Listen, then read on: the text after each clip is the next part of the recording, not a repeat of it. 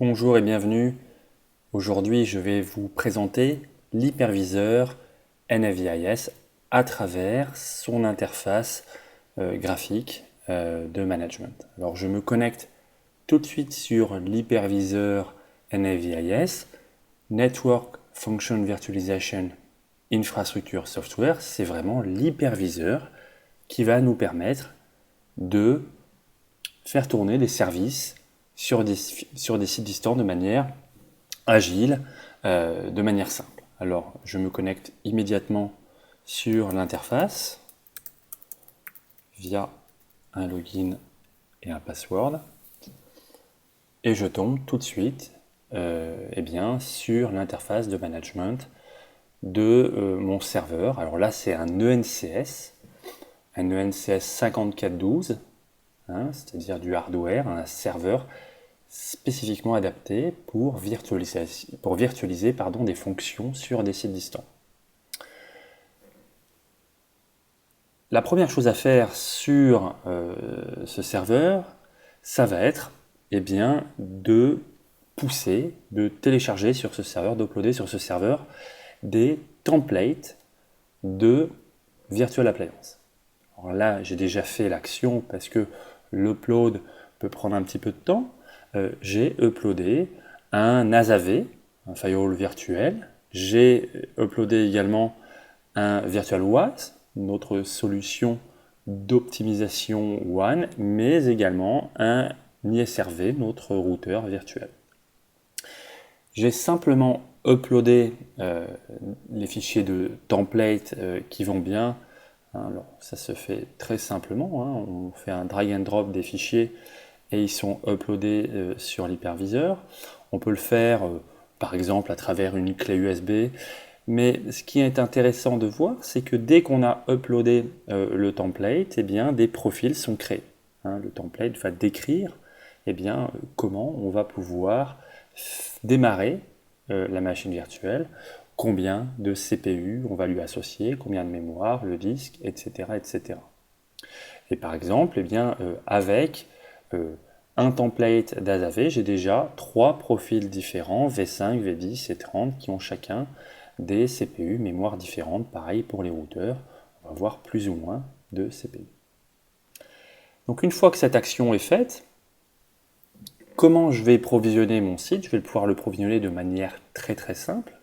Là, j'ai une vue. Ce qu'il faut retenir, c'est que NFVIS, l'idée, c'est que ça soit un hyperviseur vraiment adapté à la virtualisation de fonctions réseau sur les sites distants. Donc, il est vraiment fait pour vous simplifier la vie. Et là, on a une interface graphique qui vous montre tout de suite. Vous arrivez, vous avez un réseau interne WAN qui est connecté avec un port physique de mon ENCS, le port WAN Gigabit Ethernet 00, et vous avez déjà un LAN interne qui est connecté au port du switch de mon hyperviseur, de mon ENCS, pardon. J'ai 8 ports ici. Et après, mon travail, ça va être de déployer, par exemple, un réseau complet entre mon WAN et mon LAN. Et si je veux faire quelque chose qui se fait très souvent, je vais mettre un routeur. Alors là, je choisis le profil qui va être adapté, par exemple un routeur ISRV Small. Je choisis le package en termes de licence, ce que je veux, donc AX. Là, je vais pouvoir avoir des fonctions de Deep Packet Inspection, de mesure de performance, des fonctions de routage avancé, mais également les fonctions de sécurité. J'ai tout ça dans ce technologie package. Et je vais aussi démarrer un firewall. Alors là, je choisis le plus petit, un ASA V5. Et je vais faire du chaînage entre tout ce monde. Alors mon réseau, je vais dire que c'est mon réseau de service, pour reprendre la nomenclature que j'ai pu avoir par ailleurs. Et mon routeur, je vais le connecter entre mon réseau WAN et ce réseau de service. Et le firewall, je vais le connecter entre ce réseau de service et mon réseau WAN. Voilà. Et une fois que tout ça est fait, je clique très simplement sur Deploy. On valide ici que tout se passe comme il faut.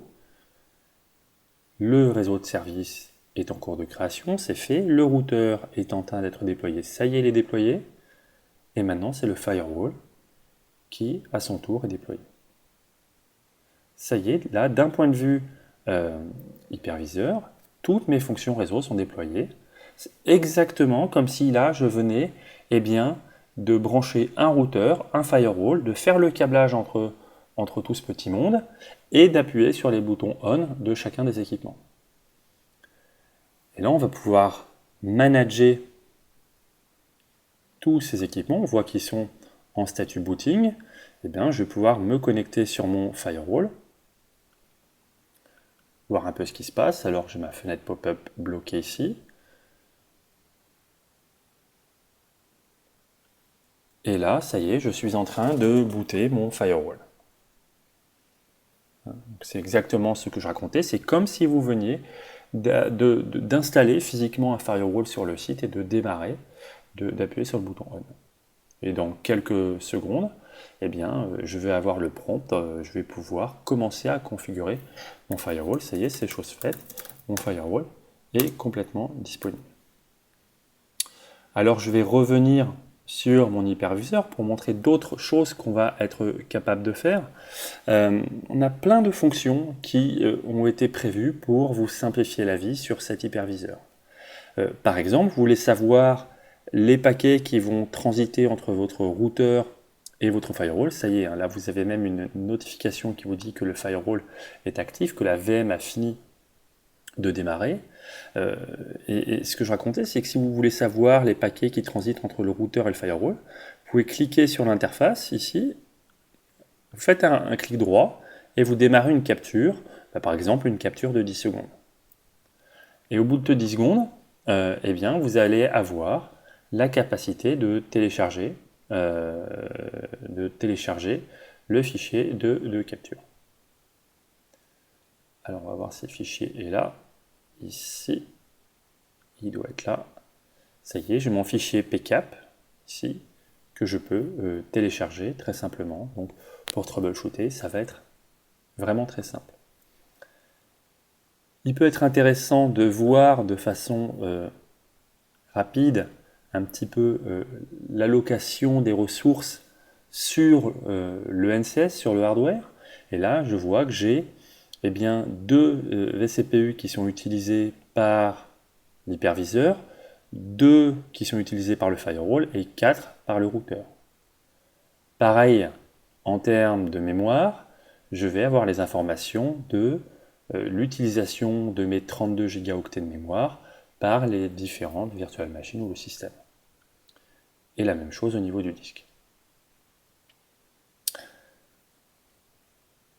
Au niveau réseau, on a les informations sur les différents réseaux qui ont été créés et on va également pouvoir monitorer globalement les différentes virtual machines, leur consommation en CPU, leur consommation en mémoire, leur consommation également en ressources réseau.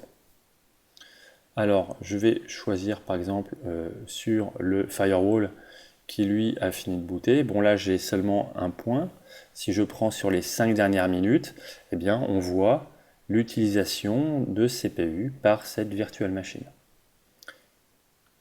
Idem sur l'utilisation des mémoires. Et là, je vais prendre aussi sur les 5 dernières minutes. Évidemment, je viens de brancher la machine et on voit tout de suite ce qui est utilisé. Au niveau du host, là aussi, vous avez énormément de fonctions de monitoring. Alors là, vous allez avoir toutes les CPU disponibles au niveau du hardware. Vous allez avoir leur utilisation. La CPU, la mémoire, le disque. Alors, vous voyez les différents tests que j'ai pu faire dans le temps. Et tout ça, vous avez ça sur une interface graphique conviviale, simple d'utilisation. Vous avez l'accès aux logs pour comprendre ce qui s'est passé. Vous pouvez les télécharger de façon rapide. Un point important, vous pouvez upgrader également le système sans avoir à tout reprovisionner. Vous allez pouvoir upgrader simplement l'hyperviseur. Voilà, donc vous avez plusieurs fonctions de ce type-là. Je ne vais pas m'éterniser plus longtemps. Juste un point, tout ça, vous pouvez aussi, cet hyperviseur, vous pouvez aussi le configurer en plug and play. Ça veut dire que votre NCS, vous n'avez pas besoin de faire un quelconque staging avant de l'envoyer sur site. Vous l'envoyez directement sur site. Automatiquement, en plug and play, eh bien, il va pouvoir récupérer l'IP de son contrôleur et se configurer automatiquement depuis son serveur plug and play. Voilà, donc c'est tout pour aujourd'hui. Je vous remercie pour votre attention et n'hésitez pas à commencer à virtualiser des services sur votre réseau. Bonne journée, au revoir.